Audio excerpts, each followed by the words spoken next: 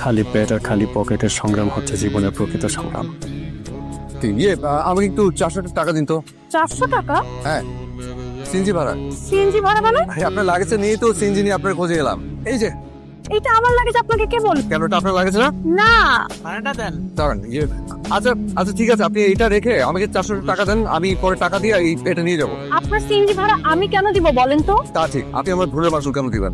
আচ্ছা আমাকে 400 টাকা লোন দেন। আপনাকে আমি চিনি না, জানি না, 400 টাকা লোন কেন দিব বলেন তো? আপনার কাছে থাকলে দেবেন, না থাকলে নাই। আমার থাকলে বা আপনাকে কেন দিব? আমার বাবা কি বলতে জানেন, যখন পারবি না তখন সহযোগিতা নিবি, হাল ছাড়বি না, হেরে যাবি না। ভাই আমার টাকাটা। ভাই একটু দেরি হয়ে যাচ্ছে। আচ্ছা একটু দাঁড়ান, আমার কাছে এই মুহূর্তে কোনো টাকা নাই, ঠিক আছে? আমি আপনাকে এই ঘড়িটা দিচ্ছি, মানে জমা রাখতেছি, ঠিক আছে?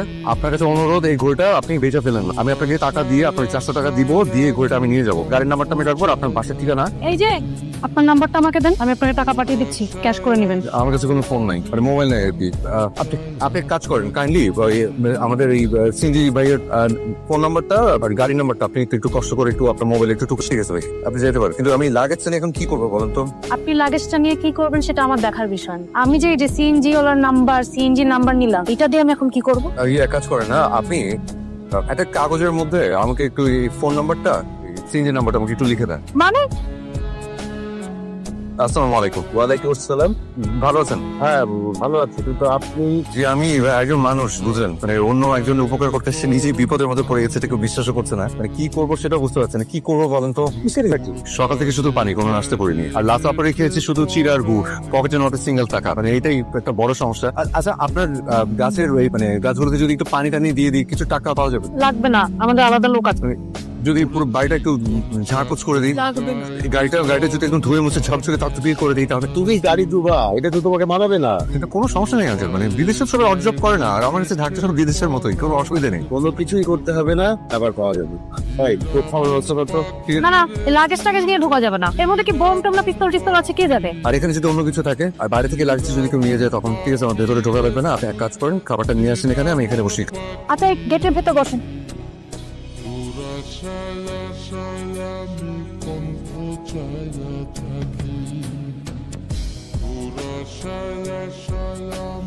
খাওয়া শেষ? শেষ মানে এখন তাহে ঘুমাইতেছে, খাওয়া শেষ করে ঘুমাচ্ছে মানে সে যায়নি, এত লাগেছে রূপটা ঘুমাইতেছে। আপনি কি শুরু করলেন? কিরকম?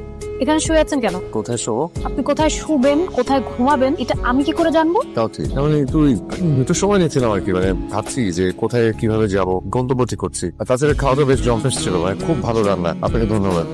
একটু পরে চলে যাবো। একটু পরে মানে কতক্ষণ পরে? বেশিক্ষণ না চলে যাবো। আচ্ছা আপনাকে কথা জিজ্ঞেস করবো?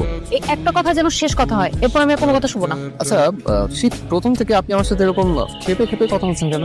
এই পুরো শহরে এতগুলো ঘরবাড়ি থাকতে আপনার আমার এখানে কেন আসতে হলো? ভেবেছি লাগেজটা আপনার কেন মনে হলো লাগেজটা আমার? কারণ এই লাগেজের ভেতরে একটা মেয়ের বিয়ের জন্য যা যা দরকার, মানে শাড়ি, গয়না, কিছু টাকা, এটা দেখে মনে হলো আপনার মতো ধনী করা হবে। তাই নাকি? দেখি। এখানে দেখবেন, মানে এখানেই খুব অসুবিধা নেই তো? না থাক, ভেতরে আসুন।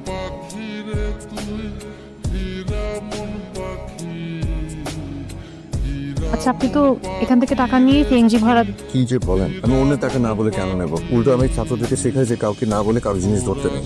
কোনো কারো বিয়ে কি যে হচ্ছে সে বিয়ে বাড়িতে। আচ্ছা ওয়েট, এখানে তো জুয়েলারি আছে, জুয়েলারি বক্সে কোথাও দোকানের নাম ঠিকানা কিছু তো থাকবে, কার্ড পেয়েছে, কার্ডের নাম্বার থেকে ফোন দিলেই তো হয়ে যায়। ওইটা তো ভালো বুদ্ধি। এই আমার তো ফোন নেই, আপনি একটু ট্রাই করে দেখেন। ঠিকানা পাওয়া গেছে, ওরা মেল করছে, আমি আপনাকে লিখে দিচ্ছি, আপনি নিয়ে যান। শুনুন না, মানে আমি বলছিলাম যে আপনি আমার সাথে চলুন না, মানে আমার কাছে আসলে ভাড়াটার কিছু নেই। আচ্ছা ঠিক আছে, আমি ওনাদেরকে আসতে বলি, নিয়ে যাক। মানে কাউকে বললে আবার এতগুলো জিনিস যদি মিসিং হয়, কাছে আপনি আমার সাথে চলুন না, ওই দুই বাড়িতে গেলাম, এই জিনিসপত্রগুলো পাই টুপাই বুঝে দিয়ে আসি। দেখি ভাবি কি আছে? শুনুন আমি কিন্তু ভালো মানুষ, আপনারা বুঝতে পারছেন না, তাই নিজের সার্টিফিকেট নিজে দিয়ে দিলাম। এত ভাববেন না প্লিজ। বাড়ির বড় কাউকে একটু ডাকেন তো। কি ব্যাপার বলেন তো? এই যে মেয়েটা গেল, আসার কোনো নাম নেই। সেটাই তো দেখছি, এভাবে হবে না আসলে, যা করে ডাইরেক্ট আউজ দিয়ে করতে হবে। আসেন তো। বিষয়টা তা না।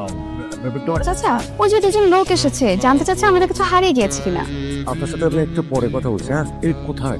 ওই যে সিঁড়িতে, বলছে কি যেন লাগেজ। আমার মনে হয় আমাদের লাগে। নাও নাও, এটা রাখো। বাবা সব ঠিক আছে, অ্যাকচুয়ালি দেখতে ঠিক হয়নি। আলহামদুলিল্লাহ। যাক আলহামদুলিল্লাহ, ধন্যবাদ আপনাদের সবাইকে। আরে না, ধন্যবাদ তো আপনাদেরই পাওনা। আজকে গায়ে হলুদের অনুষ্ঠান, আচ্ছা কাল আমার ছেলের বিয়ে, পরশুদিন বৌভাত, এই দুদিনের অনুষ্ঠানে আপনাদের সপরিবারে দাওয়াত। আমি আসলে ভীষণ খুশি হয়েছি আপনাদের জিনিসটা আপনাদেরকে ফেরত দিতে পেরে। এখন একটা প্রয়োজনীয় একটা কথা আছে, ওটা বলি। বলেন। ওই আপনাদের এই লাগেজটা এখান পর্যন্ত নিয়ে আসতে আমার সিএনজি ভাড়া গেছে হচ্ছে 700 টাকা। হ্যাঁ, আবার একটা সেকেন্ড, আবার এখান থেকে যে যাব সেটার জন্য ওই 300 টাকা সহ আমাকে একটু 1000 টাকা দিতে হবে। আমার কাছে আসলে টাকা পয়সা কিচ্ছু নেই। কোথায় এ নিয়ে আপনাকে ভাবতে হবে না। আসলে আপনার সহজ সরল কথা আমার খুব ভালো লেগেছে। এই ওনাদের সম্মানে দেওয়ার ব্যবস্থা করেন। জি আচ্ছা ভাই, একটু তাড়াতাড়ি করলে ভালো হয়। আসলে দেরি হলে আমার অনেক বড় ক্ষতি হয়ে যাবে। আচ্ছা, মান সম্মান বলে একটা ব্যাপার তো আছে নাকি? আছে। কত টাকা না নিলে কি হতো? আপনার কোনো সমস্যা হতো না, কিন্তু আমার অনেক সমস্যা হতো। ওরা কি ভাবলো বলেন তো? একজনের উপকার করতে গিয়ে উল্টো উপকারের উপর ভাগ বসিয়ে আসলাম, যেখানে ওদের স্মৃতিতে মহৎ দৃষ্টান্ত হয়ে থাকতে পারতাম। মহৎ হচ্ছে দায়িত্ববান হওয়াটা জরুরি। আমাকে আমার গন্তব্যে পৌঁছাতে ভাড়া লাগবে, আর ওই ভাড়াটা ম্যানেজ করা আমার দায়িত্ব। আর স্মৃতির কথা বলছেন, অ্যাপ্লাইড ফিজিক্সে মাস্টার্সে দুর্দান্ত রেজাল্ট করার পরে বাবা খুব কষ্ট করে একটা দামি হাত ঘুরে আমাকে উপহার দিয়েছিলেন। আমার বাবা মারা গেছেন, বাসার সামনে সিএনজি ভাড়া মেটাতে গিয়ে ওই ঘড়িটা বন্ধক রেখে বাবার সম্মানটা বাঁচিয়েছি।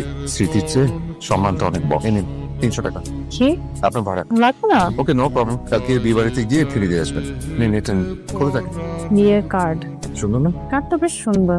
জানেন, আমার না বিয়ের শাড়িটাও খুব পছন্দ হয়েছে। বিয়ে যে গয়নাগুলো, সেগুলো অনেক সুন্দর। নিশ্চয়ই কালকে মেয়েটাকে দেখতে সুন্দর লাগবে, তাই না? মনে হয়। যাবে? হ্যাঁ, আমাকে এখনই যেতে হবে। সেটা বলছি না, কাল বিয়েতে যাবে। আমার হাতে একেবারে সময় নেই। যদি থাকতো তাহলে আপনার কথাটা রাখতাম। সরি। সারাদিনের সুন্দর কথাগুলোকে ঠিক না বলে ফেলে দেবেন না, প্লিজ। সারাদিন যে আপনাকে আমি চিনেছি, সে আপনি না। এই আপনি সত্যিকারের আপনি। আজ রাত 4টায় আমার ফ্লাইট। বলেন কি? জাপানে একটা স্কলারশিপ পেয়েছি। আগে বলেননি কেন? আগে বললে কি হতো? তাই তো, আগে বললে কি হতো? আপনার পাসপোর্ট টিকিট সব আছে তো ঠিকঠাক? একটা গ্রুপে যাচ্ছি, সবকিছু ওদের কাছে জমা দেওয়া আছে। এভাবেই যাবেন? সারাদিন একই পোশাকে চেঞ্জ করবেন না? কাল সবকিছু হাওয়া হয়ে গেছে। নিত্য প্রয়োজনীয় জিনিস একটা ব্যাগ ছিল, সেটাও দুলাভাই একটা শার্ট পরে বেরিয়েছিলাম, ভেবেছিলাম এটা ফেরত দিব, হাতে তো সময় নেই। আর আমাকে আসলে এখনই যেতে হবে। তবে একটা কথা, আজকে 7টা দিন আপনার সামনে যেভাবে কাটলো, বিশ্বাস করেন চাইলেও আমি কোনোদিন সেটা ভুলতে পারবো না। রাত হয়ে গেছে, সব দোকানপাটও তো বন্ধ হয়ে গেছে। আচ্ছা, আপনি যদি কিছু মনে না করেন, আমার বাবার একটা শার্ট, একটা প্যান্ট, কিছু জিনিস যদি আমি আপনাকে, মানে হয় না মাঝে মাঝে ইচ্ছা হয়, মানে একজন মানুষ আরেকজন মানুষকে মানে হয়, কিন্তু আমার হাতে আসলে একেবারে সময় নেই। এই সাজ পোশাকে। আবার কবে আসবেন? অপেক্ষা করবেন?